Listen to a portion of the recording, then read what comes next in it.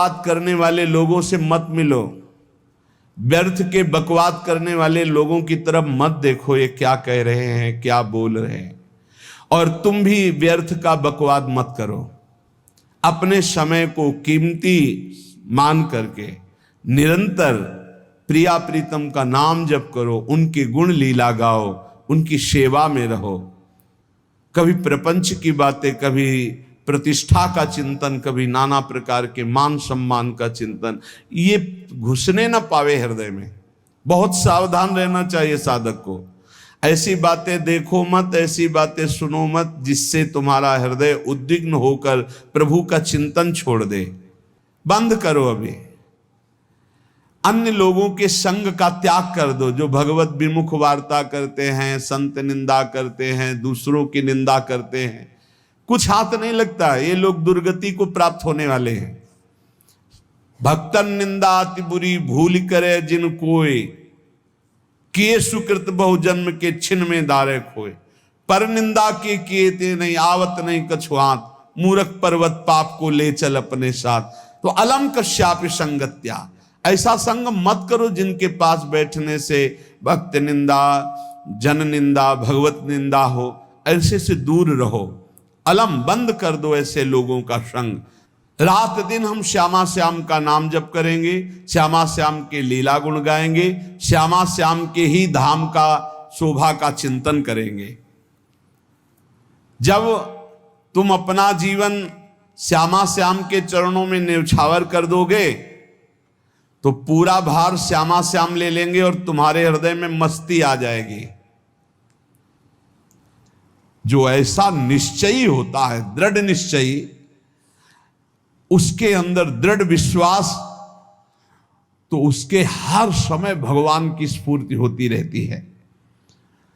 भारी प्रतिकूलता में भी भगवान का सानिध्य अनुभव होता है। वो अनुकूलता में तो भगवान के दुलार को देखता है, लेकिन प्रतिकूलता में भगवान की विशेष कृपा को देखता है। ये संयोग, ये वियोग, संसार की ये द्वंद्वमयी वृत्तियां भक्तों के हृदय में नहीं चुभती। आए की हुज्जत नहीं, गए की तलाश नहीं, क्योंकि नित्य संयोग भगवत स्मृति के प्रभाव से प्रभु का रहता है।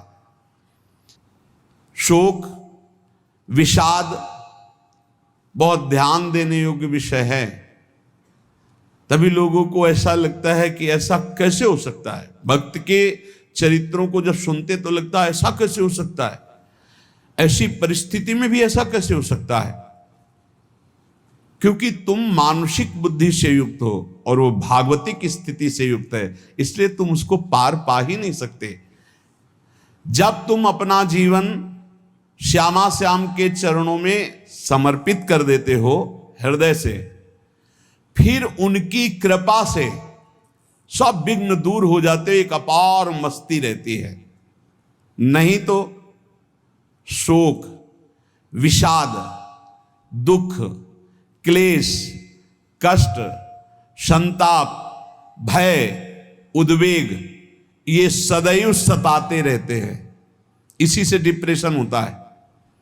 बार बार नकारात्मक चिंतन, शोक, विषाद, दुख, चिंता, क्लेश, संताप, भय, उद्वेग, यही पूरे मानसिक स्तर को नष्ट कर देते हैं। उत्साहहीन जीवन हो जाता है।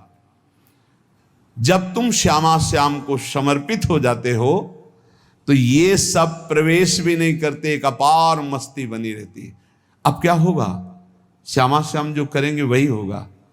श्यामा श्याम पता नहीं कैसा करें, नहीं, वो सदैव मंगल भवन है, वो जो करते महामंगल होता है। यह निश्चय उपासक के हृदय में आ जाना चाहिए। इसलिए अपना सारा मन, सारी बुद्धि, सारा जीवन, प्रत्येक श्वास प्रभु को अर्पण कर दो। फिर देखो तुम निहाल हो जाओगे। दुख, शोक, विषाद, क्लेश, कष्ट, संताप, भय, उद्वेग, ये उसी को व्यापते हैं जिसने अपने जीवन को प्रभु के चरणों में अर्पित नहीं किया। इसलिए तुम अपना सारा मन, सारी बुद्धि, सारा जीवन प्रत्येक श्वास केवल प्रभु को अर्पित कर दो, फिर देख लेना श्वास कैसे अर्पित की जाती, राधा राधा राधा। बुद्धि कैसे अर्पित की जाती है, एकमात्र निश्चय कि भगवत सुख ही सुख है, ये जागतिक सुख सुख नहीं, ये दुख है, ये ऐसा दलदल है जिससे आज तक कोई नहीं निकल पाया। सारा मन, हम मन से केवल प्रभु का मनन करें, बार बार मन को संसार से हटा के नाम में, रूप में, लीला में, धाम में लगाएं। बहुत प्रसन्नता हो जाती है उस उपासक के हृदय में जो अपना मन बुद्धि प्रभु के चरणों में अर्पित कर देता है। भगवान ने तो इसको बहुत उत्तम स्थिति बताया है कि मेरे से कभी वो अलग हो ही नहीं सकता यदि मन बुद्धि अर्पित कर दिया। मय्येव मन आधत्स्व मयि बुद्धिम निवेशय, तो निवश्य मय्येव अत ऊर्ध्वं न संशया, बिल्कुल संशय नहीं, वो मेरे में ही निवास करेगा जिसने मन और बुद्धि अपनी मेरे में अर्पित कर दी। बहुत प्रसन्नता रहेगी उस उपासक के जीवन में जो अपने आप को मन बुद्धि सहित प्रभु के चरणों में समर्पित कर दिया है। भगवान का आश्रय लेने वाले की पहचान है हर परिस्थिति में प्रसन्न रहना। देखो आप भगवद आश्रित हो कि नहीं, देखो अनुकूल परिस्थिति में तो सब प्रसन्न रहना, लेकिन प्रतिकूल परिस्थिति में प्रसन्न रहना ये भगवान के भक्तों का लक्षण है। हर परिस्थिति में प्रसन्न रहना ये भगवान के भक्तों का लक्षण है। आनंदगन भगवान का आश्रय मिलते ही आनंद छा जाता है हृदय में। उनके पास आनंद का अभाव होता ही नहीं है।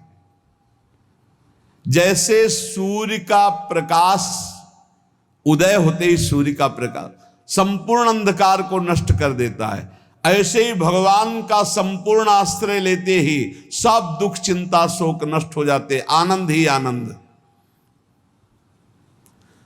तुम भगवान के मंगलमय रूप को नहीं जानते हो, पर उनके मंगलमय भाव को, विधान को मानना शुरू कर दो।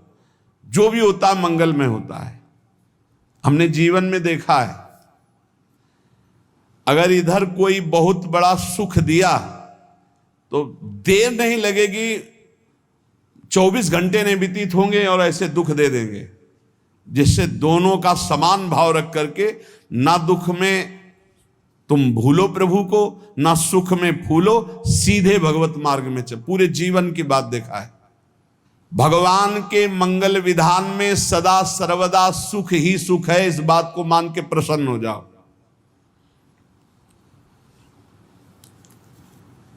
जब भगवान का भजन करने वाले की तन्मयता बढ़ती है भजन में, तो द्वेषी जन अपने आप तैयार हो जाते हैं। भक्त कभी किसी से द्वेष नहीं करता, अपने आप वो द्रोह करने लगते। तो नरसिंह मेहता जी से बहुत गांव के कई लोग थे जो जलते थे, ऐसे जलते थे कि अब क्या करें, कैसे मिटा दे नरसिंह मेहता जी को। अब उपाय तो मिल नहीं रहा था। तो एक दिन संतों की मंडली आई और उन्होंने कहा कि हम रास्ते में कोई चोर आदि धन ना ले ले, इसलिए यहां से किसी की हुंडी चलती है क्या द्वारिका में? पहले ऐसा था। बोले हाँ हमारे यहाँ बहुत बड़े सेठ हैं नरसिंह मेहता जी, पर आप कहोगे वो मना कर देंगे। कई बार कहोगे, अगर वो स्वीकार कर ले तो वहां। और उनका लक्ष्य था कि नरसिंह मेहता जी की तो खाने की भी सुविधा नहीं थी, हुंडी कहाँ की बात आई। उनका था कि जब वो ना कहेंगे तो संतजन नाराज हो जाएंगे, अगर हाँ कह दिया तो वहां हुंडी चुकेगी नहीं, तो संतजन अपने आप इनको शाप दे देंगे, अपराध बन जाएगा, ये नष्ट हो जाएंगे। संतों को भेजा नरसिंह मेहता जी ने, सबकी दंडवत की, चरण पखाड़े। तो उनका ये इतना रुपया है, द्वारिका में साधु सेवा हम करेंगे, वहां तुम्हारी हुंडी चलती है तो आप अरे उनका आप कहाँ भूल रहे हो, यहाँ खाने की भी व्यवस्था। बोले हमें सब पहले से बता दिया गया कि आप मना करोगे, बार बार मना मत करो, हमें पता है। तो उन्होंने ठाकुर जी की तरफ देखा, बोले क्या लीला है प्रभु, संतों से हम क्या कहें, ये ले रुपये। उस समय स्वर्ण की मोहरें चलती थी, बेच के बाजार से खूब उन संतों को पवाया, उन्हीं संतों की सेवा की। और उनका अपने सेठ का नाम तो बताओ जहां हमें जाके हुंडी मिलेगी। सेठ सावल सा सेठ। संत जन गए वहां, पूछा कि नरसिंह मेहता जी का जिन सेठ से परिचय, उनका नाम सावल सा सेठ, उनकी गद्दी कहाँ है? तो जो कुछ भक्त थे वो द्वारिकाधीश की तरफ संकेत करते कि वही हैं। बोले नहीं नहीं, वो सेठ है, उनकी गद्दी चलती थी। पूरी बाजार में कहीं कोई। अब संत जन एकांत में होकर के बहुत विचलित हुए, क्या हमारे साथ धोखा हुआ? नरसिंह मेहता जैसा संत क्या धोखेबाज हो सकता है?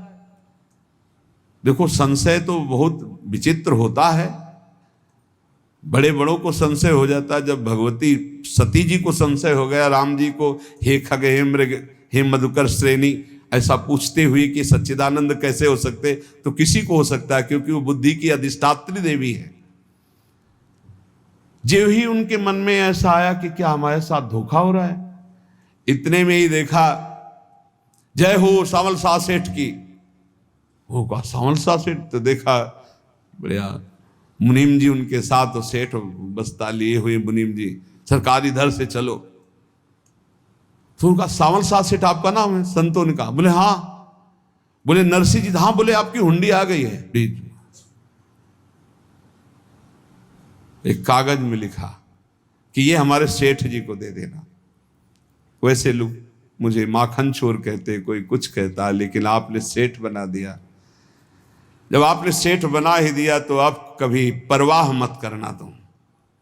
और ये सेवक आपकी सेवा में सदैव तत्पर है। भगवान ने ऐसा लिखा। जो भगवद आश्रित है, एक बार ये चलता रहता है, जो संत जन होते हैं उनके विरोधी अपने आप बन जाते हैं, किसी से कोई मतलब नहीं, अपने आप विरोधी बन जाते हैं। कबीरदास जी का पूरी काशी में यश था। भजन करने वाले महापुरुषों का यश बढ़ता है जब, तो जो भजनहीन होते हैं उनके हृदय में जलन पैदा हो जाती है, और वो उनको विविध प्रकार से फंसाना चाहते हैं, उनको कष्ट देना चाहते हैं। तो कबीरदास जी के यश को धूमिल करने के लिए कुछ ब्राह्मणों ने एक रचना रची। मुड़ मुड़ा के कबीरदास जी के शिष्य बन करके पूरी काशी के सब आश्रमों में निमंत्रण दे आए। कल भंडारा है, संत सेवा है, सबने स्वीकार किया। कबीरदास जी अपनी दिनचर्या करके निकले तो संत मंडली आने लगी। बोले कै बजे सेवा है? साधु सेवा। बोले कौन सी साधु सेवा? बोले कल आपके शिष्यजन निमंत्रण दे के आए, पूरी काशी के सब संत आ रहे हैं। कबीरदास जी ने कहा यहाँ तो एक की भी व्यवस्था नहीं, पूरी काशी के संत आ रहे। अच्छा, समझ में आ रहा है, लीला बिहारी तुम लीला करना चाहते हो। गए अपना, निकल गए गंगा किनारे, एक झाऊ के नीचे बैठकर अपना भजन ध्यान में मगन है। 11-12 बजे तो उन्होंने देखा कि संतों की मंडली, काशी तो बहुत। कबीरदास जी ने देखा कि आश्रम की, तो बोले पता नहीं क्या होगा, चलो चलते हैं। तो ऐसे गमछा वस्त्र करके ऐसे डालकर मुंह ढक करके, वहां बड़ी बड़ी पंगत लगी थी। कबीरदास जी सबको पाओ जी पाओ। कबीरदास जी के रूप में स्वयं भगवान, पाओ जी पाओ। कबीरदास जी ने कहा अच्छा, जब स्वामी परस रहे तो हम भी बैठ के पा ले। तो जब उसी पंगत में बैठ गए अपना कपड़ा ढक करके, और जब मोहरे की दक्षिणा दे रहे थे सब लोग कि वाह कबीरदास जी ने आज तो साधु से। सबको जब कबीरदास जी के सामने आए तो ऐसे मुंह ढके, बोले देखो जो मेरा होता है उसे मुंह छुपाना नहीं पड़ता, मुंह ढकला नहीं पड़ता। लो दक्षिणा, तुम भी दक्षिणा लो। कबीरदास जी को कबीरदास जी दक्षिणा दे रहे, और वो कबीरदास जी है भगवान, और ये पाले वाले कबीरदास जी है भगवान के जन। कभी भगवान अपने, अरे जमाने जोर लगा ले, कितना जोर लगाएगा, भक्त और भगवान का झंडा कभी न झुकने पाएगा। बिल्कुल चिंता, शोक, भय, उद्वेग रहित जीवन भगवद आश्रित। तुम भगवान के मंगल विधान में सदा सर्वदा प्रसन्न रहो। अब ये विचार कर लो कि भगवान जो करेंगे तुम्हारा मंगल करेंगे। अब थोड़ा ऐसा बीच में लगता है कि अमंगल हो रहा है क्या, लेकिन पक्का समझो बहुत बड़ा मंगल उनका विधान होता है। बहुत ही उत्तम मंगल होता है भगवान के शरणागत का। भगवान हमारे विचारों वाले नहीं हैं, हमारे विचार प्राकृतिक है, भगवान के विचार चिदानंदमय हैं। वो अपने विचार से हमारा मंगल करते हो, हम अपने विचार से मंगल चाहते हैं। भगवान के विचार से मंगल ही हमारा होगा, इसलिए कभी हमको चिंता शोक भय नहीं करना चाहिए। भगवान की ओर से कभी तुम्हारे लिए ऐसा विधान नहीं होगा कि तुम दुखी हो जाओ, बस तुम्हारी सोच हो सकती है, उसका परिणाम बहुत मंगल होगा। जगत की ओर से निराश हो जाओ, किसी से आशा मत रखो, फिर आप देखो आपका जीवन कैसा आनंदमय व्यतीत होता है। ये जो जगत की आशा है यही दुख प्रदान करती, सच्ची जगत की आशा ही दुख प्रदान करती है। अगर जगत से कोई संबंध न रखा जाए और भगवत भाव में रहकर तो बहुत अच्छा जीवन चलेगा। अपने कर्तव्य का पालन करो, परिवार को भगवत स्वरूप मानकर पोषण करो, किसी से कोई संबंध मत रखो, कोई आशा मत रखो, यही अध्यात्म सिखाता है। अपने आप भगवत स्वरूप, सबका व्यवहार मंगलमय और आपका जीवन मंगलमय। अपने घर में ऐसे रहो जैसे किसी अतिथि के घर में रह जाता है, चलना है, यहां से जाना है। कौन रहता है अपने घर में अतिथि की भांति? भगवान का भक्त। जाना है यहां से, अपनी प्रिया प्रीतम के पास जाना। ये हमारा घर नहीं है, यहां तो हम समय व्यतीत कर रहे हैं, अपनी आयु व्यतीत कर रहे हैं भगवत आराधना करते हुए। हमें जाना है प्रिया प्रीतम के पास। वास्तविक घर भगवान का धाम है हमारा, वास्तविक घर वाले प्रभु हैं हमारे। जो नित्य सच्चिदानंद भगवान के चरणों में अपने चित्त को समर्पित करता रहता है, उसको यह अनुभव होने लगता है कि बड़ी कृपा है हमारे ऊपर, भगवान की बड़ी कृपा है हमारे ऊपर। सर्वसमर्थ परम सुहृद भगवान ऐसे भक्त के ऊपर हर समय वरद हस्त रखे रहते हैं। ये केवल प्रवचन नहीं, सच्ची बात मानिए। ऐसे भगवान का वरद हस्त हर समय रहता है। जब भगवान की छत्र छाया में भक्त अपने को देखता है तो आसपास घोर विपत्तियों का भी समुदाय हो तो भी वो आनंद में मगन रहता है। हर हालत में आनंदित रहना ये भक्त का स्वभाव है। भगवान ऐसे भक्तों को प्यार करते हैं जैसे कछुआ अपने अंडे को बाहर रख आवे और रात दिन उसका चिंतन करे। जब भक्त भगवान को समर्पित होता है तो भगवान रात दिन उसकी ऐसे चिंतन सुरक्षा करते हैं। अभय, ये दैवी संपदा का पहला गुण है। ये भगवान के शरणागत पर जागृत हो जाता है, वो भयभीत नहीं होता, किसी भी उससे भयभीत नहीं होता। यही डर ही डरप हरिवंश हित, जिनो भ्रमय गुण सलिल पर। इस डर से डरते रहना चाहिए कहीं गुण रूपी पानी में फिसल न जाए, नहीं तो गलती हो सकती है। साधक सावधान रहे। ये अभय दैवी संपदा का सबसे बड़ा गुण है। जो भयहारी भगवान की शरण में आ जाता है तो उसके अंदर ये अभय प्रकट हो जाता है। अगर कहीं तुम्हें एकांत में भय लग रहा है, एक आदमी तो एकांतिक में आए थे, वो कह रहे थे कि हमें हर समय भय लगा रहता कि कोई हमारे पीछे है, अंधेरा तो लगता कोई खड़ा है, मैं जीना मुश्किल हो गया, ऐसा भय। देखो ये मन कैसा है, भगवान से विमुख होने पर कैसे डरवाता है। वो कह रहे हैं हर समय मुझे डर लगा रहता है, कोई सामने खड़ा है, कोई पीछे खड़ा है, ऐसा भय लगने लगता है। और जब भगवान की शरण में आ जाते हैं तो ये अभय स्थिति हृदय में जागृत हो जाती है। कोई भी भय आसपास आ ही नहीं सकता, यहां तक कि नरक का भी भय खत्म हो जाता है जो भगवान की शरण में है। महापापी भी पुण्यात्मा महान भक्तों के समान वो उत्तम गति को प्राप्त हो जाता है जो भगवान की शरण में हो जाता है। पर ये जो भोगों का आश्रय लिए हुए हैं, मनमानी आचरण कर रहे हैं, ये कभी उस अभय को जान ही नहीं सकते कि अभय पद है क्या।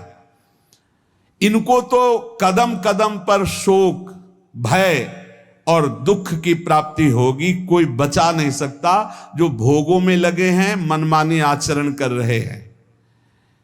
अगर निर्भय होना चाहते हो, परम सुखी होना चाहते हो, तो भगवान के शरणागत हो जाओ।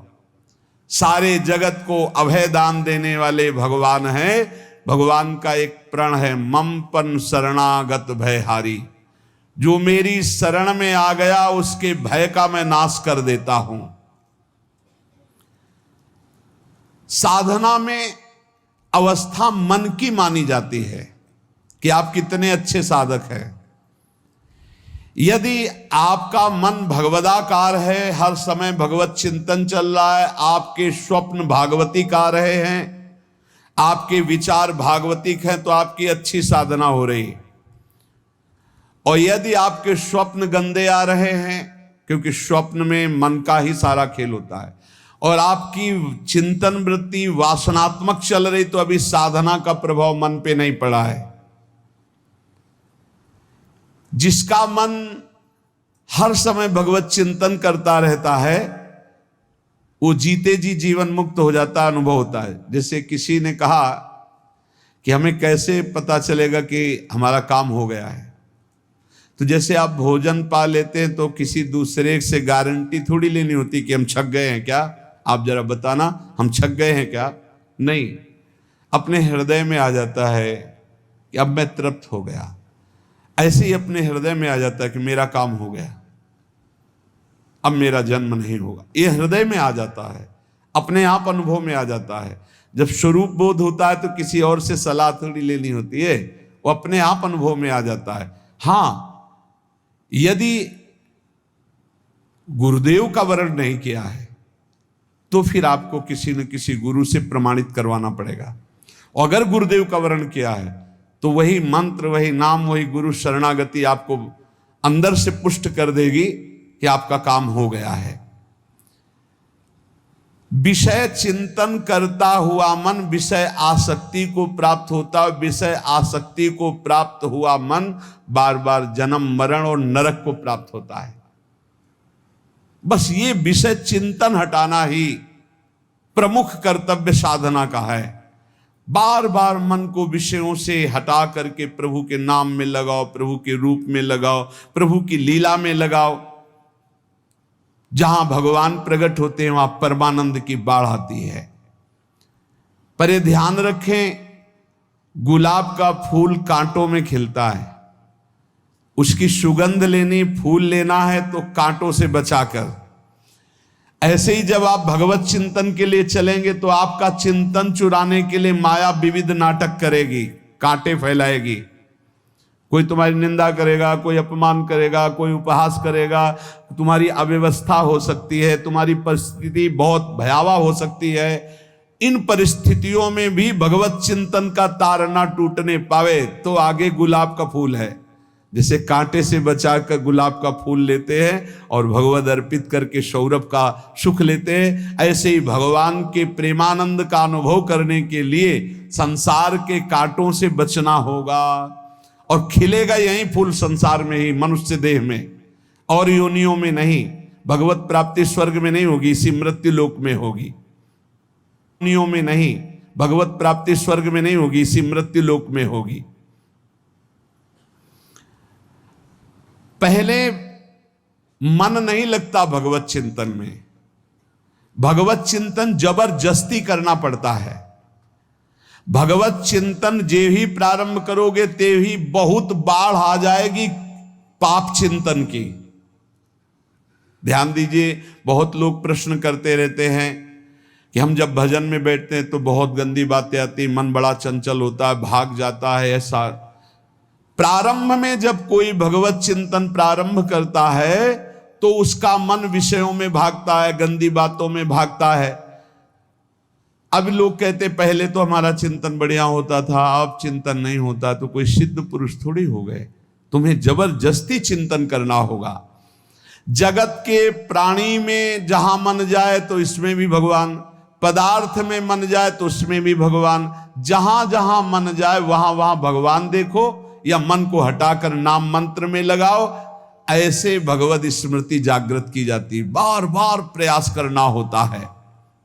कई लोग ये प्रश्न करते हैं कि हमसे बड़े पाप हो गए तो क्या हमें भगवान की प्राप्ति हो जाएगी? तो यहां कह रहे हैं भगवान किसी के पूर्व जीवन को नहीं देखते हैं, वर्तमान के भजन को देखते हैं।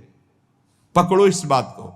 अगर वर्तमान में आज आप सुधर गए हो, नाम जप कर रहे हो, तो आप भक्त हो। ये गीता जी में भगवान ने कहा अपिचेत सुदुराचारो भजते माम अनन्य भाग साधुरेव समंतव्या सम्यक व्यवसिता। ऐसा बहुत दुराचारी पहले रहा है, बाद में उसके मन में आ गया कि भगवान के सिवा हमारा कोई कल्याण करने वाला नहीं, हमारा कोई नहीं, तो भगवान कहते हैं मैं उसे साधु ही मानता हूं, उसे साधु बना देता हूं। भगवान किसी के पूर्व जीवन को नहीं देखते। बहुत बढ़िया बात है। कल तक हम क्या करते रहे भगवान नहीं देखते, आज क्या कर रहे हो ये देखते हैं। यदि आज आप भजन में लग गए हो, अच्छे आचरण कर रहे हो, तो आपको भगवत प्राप्ति हो जाएगी। भगवान ये नहीं देखते कि पूर्व में पुण्यात्मा रहा है कि पापात्मा रहा है। भगवान वर्तमान में देखते कि मेरा भजन कर रहा है, बस इसी से कल्याण कर देते हैं। पकड़ो इस बात को, तो कभी प्रश्न नहीं उठेगा कि क्या हमको भी भगवत प्राप्ति हो सकती है क्या। हमारा मन यदि श्री भगवान को चाहने लगे तो श्री भगवान हमारे मन में ही आकर बस जाएंगे। भगवान की रूप माधुरी में मन डूबने लगेगा। यथार्थ सत्य, जो भगवान से थोड़ा भी प्यार करने लगे हैं, उनके हृदय में भगवान की उनकी भावना के अनुसार झलक आने लगी है। हृदय में प्रभु के आते ही अनंत जन्मों के संस्कारों का नाश हो जाता है। इसलिए तुम अपने पहले वाले घृणित जीवन को याद भी मत करो और उसको सोचकर जरा निराश भी मत हो। अमावस्या में घोर अंधकार रहता है, पर प्रातः काल में अंधकार नष्ट हो जाता है। ऐसे ही नाम का उच्चारण करते ही तुम्हारे जितने पाप अंधकार हो सब नष्ट हो जाएंगे। तुम चाहो कि एक क्षण भी प्रभु को ना भूलो। अब वर्तमान में ऐसी स्थिति बनाओ। जो प्रभु को नहीं भूलने की चाह करता है कि मुझे ऐसी स्थिति प्राप्त हो कि मैं कभी प्रभु को ना भूलूं, तो सच्ची मानो और कोई बात भगवान सुने ना सुने, ये बात जल्दी सुन लेते हैं।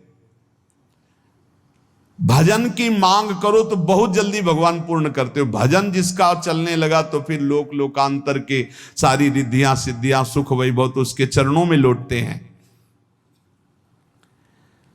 जब हम प्रभु से प्रभु का स्मरण न मांगकर भोग मांगते हैं, तभी हमारा भजन रुक जाता है, भजन नहीं चल पाता। यदि हम प्रभु से केवल भजन मांगे तो विश्वास करो ब्याज में सब हो जाएगा। मूल भजन तो आपका बचेगा ही, ब्याज में लोकांतर के भोग आपके चरणों में लुटते घूमेंगे। आप भजन करके तो देखो। अरे घिघियाने की जरूरत नहीं, किसी से मांगने की जरूरत नहीं, भजन करके देखो, सब ठीक हो जाएगा, सब अपने आप बन जाएगा। हम बहुत बड़ी भूल कर देते हैं कि थोड़ा भजन करके प्रभु से कुछ सांसारिक वस्तुएं, स्थितियां, परिस्थितियां बदलने की मांग कर लेते हैं, जिससे भजन छूट जाता है। प्रभु की स्मृति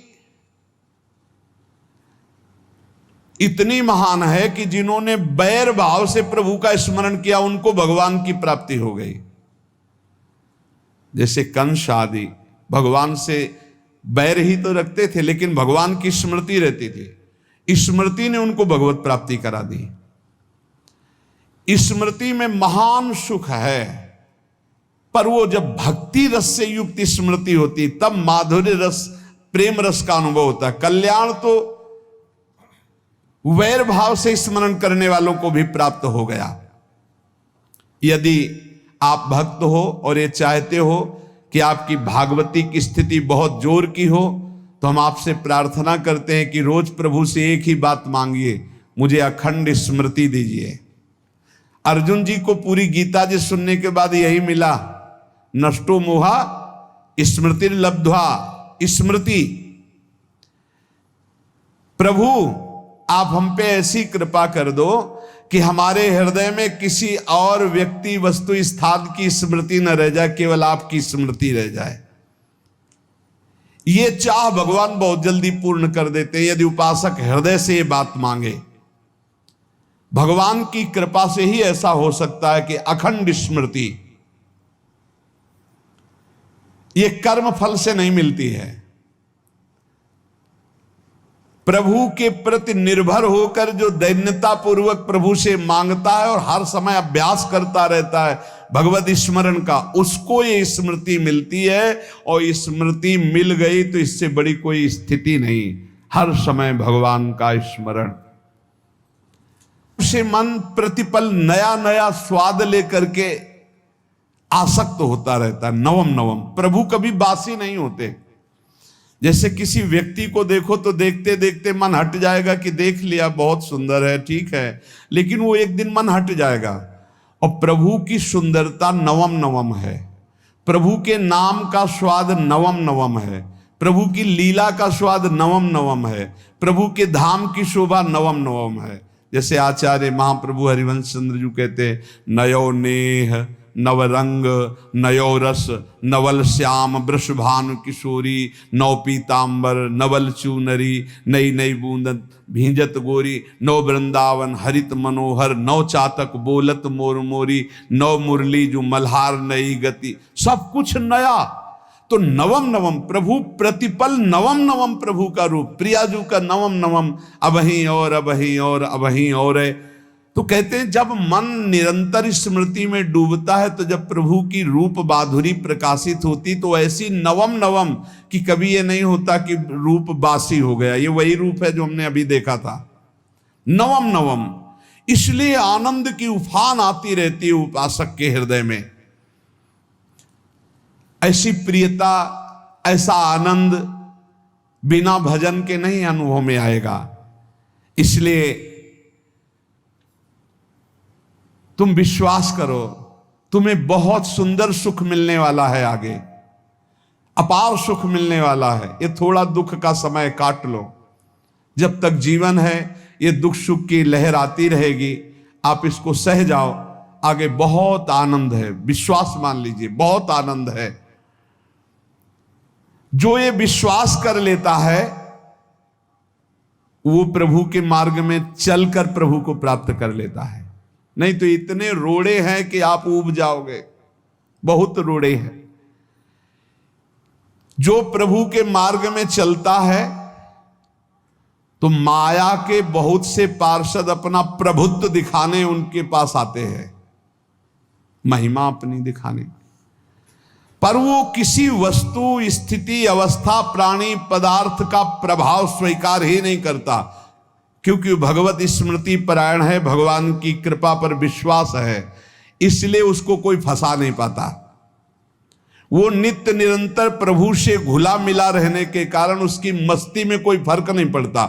माया का प्रभुत्व रखने वाले उसे फंसाने की चेष्टा करते हैं, पर उस पर किसी का असर नहीं होता। वो कहीं लिप्त नहीं होता, वो कहीं दुखी सुखी नहीं होता, वो हर समय प्रसन्न रहता है। तुम देखो, हर समय प्रसन्न रहते हो? यदि नहीं तो तुम किसी व्यक्ति वस्तु का आश्रय लिए हुए प्रभु का नहीं। अगर हां तो हर समय प्रभु का स्मरण चलना चाहिए, हर समय प्रभु के आश्रित हो। फिर देखना ये आनंद, ये प्रसन्नता क्या रूप रखती है। बड़े बड़े मस्त संतों को देखा, मस्त एकदम ऐसे उन्माद में मस्त। हे, उस सुख के लिए ललचाओ, कब तक जन्मते मरते रहोगे, कब तक बार बार दुख भोगते रहोगे, कब बड़ा प्रपंच है ये। भगवान का स्मरण परम पुण्यात्मा पुरुष का हृदय माना जाता है। बहुत पवित्र हृदय, बड़ा पुण्यात्मा हृदय जिसमें भगवान का स्मरण। भगवान का विस्मरण पापात्मा पुरुष, भयानक विपत्ति दुर्भाग्य आते हो। सुदृढ़ निश्चय करो, अब हम भगवान के स्मरण में अपना समय व्यतीत करेंगे। मेहनत करो, कार्य करने के लिए कोई मना नहीं। आप नौकरी करो, किसानी करो, व्यापार करो, पर अंदर अंदर भगवत स्मृति, भगवत स्मृति ही सबसे बड़ी स्थिति है। अब चाहे हम जीवित रहें, चाहे हमारे मरण जैसी विपत्ति आ जाए, चाहे सब हमसे हट जाए, चाहे सब हमको नमन करें, अब हम दृढ़ निश्चय करके केवल भगवान के स्मरण करते हुए इस संसार के बीच समय व्यतीत करेंगे। अब हम चूकने वाले नहीं। ये नियम लीजिए, चाहे जीवन रहे या ना रहे, चाहे मरण जैसा कष्ट आ जाए, चाहे सब वियोग हो जाए, सब चले जाए, चाहे सब संयोग हो जाए, सब नमन करें, अब हम प्रभु का स्मरण नहीं छोड़ेंगे।